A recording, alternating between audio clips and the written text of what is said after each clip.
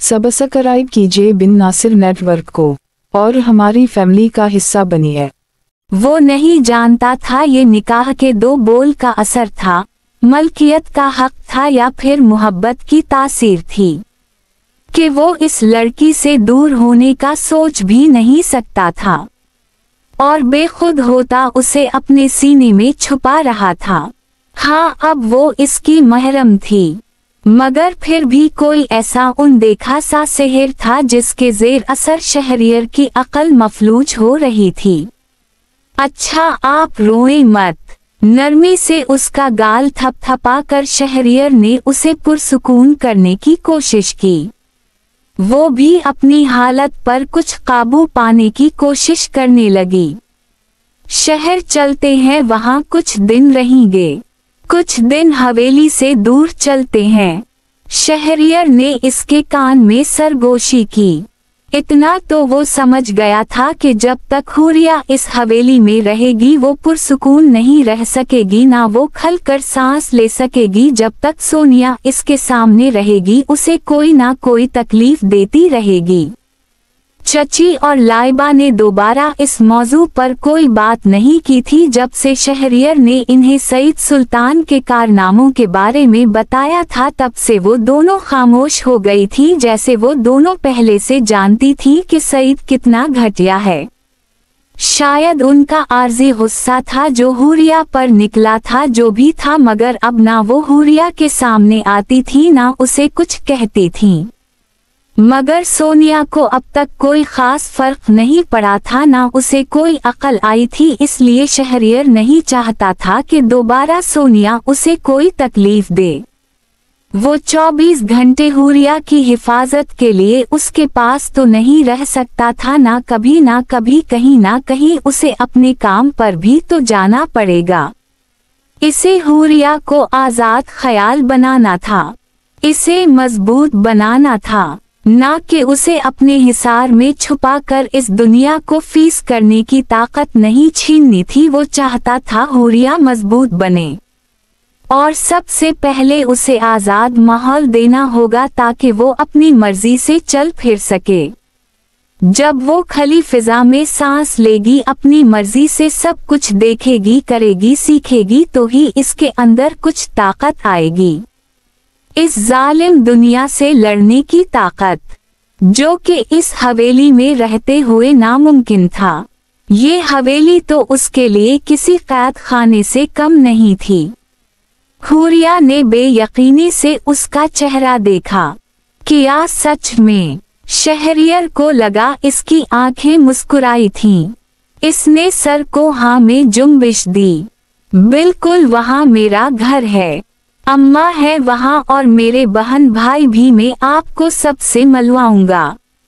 शहरियर नरमी से मुस्कुराया, क्योंकि हुरिया भी मुस्कुराई थी। एक शर्त है, वो खुशी से चहकी थी। शहरियर हैरान हवा कि वो सब कुछ भूल कर खुश हो गई थी। आपकी हर शर्त पूरी होगी। वो इसके मामले में बेबस हो रहा था। बना शर्त जाने उसने हाँ कर दी।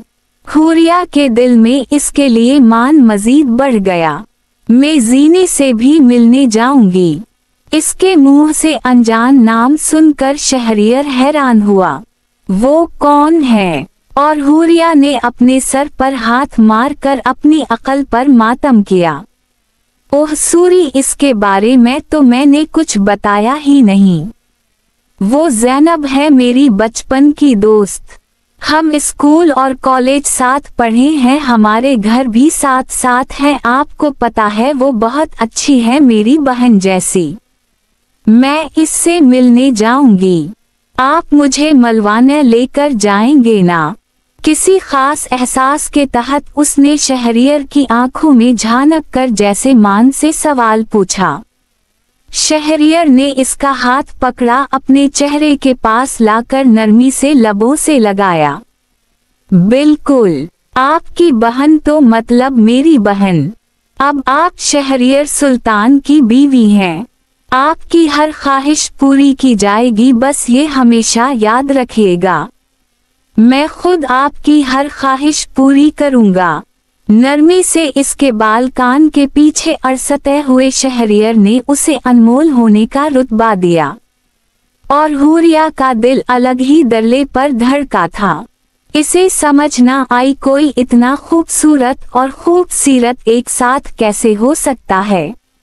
वो कितने ही खा बस इसके खूबसूरत और वजीहा चेहरे को देखती रह गई।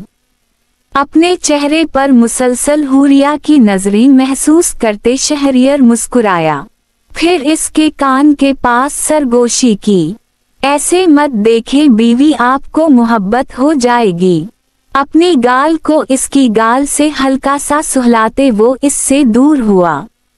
हुरिया जो इसकी सरगोशी सुनकर साकत हो गई थी, अपनी गाल पर बैरद की जलन महसूस होने से भी होश में ना आ सकी। बेयकीनी से उसने शहरियर की आंखों में देखा, जिसकी आंखें और होंठ दोनों मुस्कुरा रहे थे।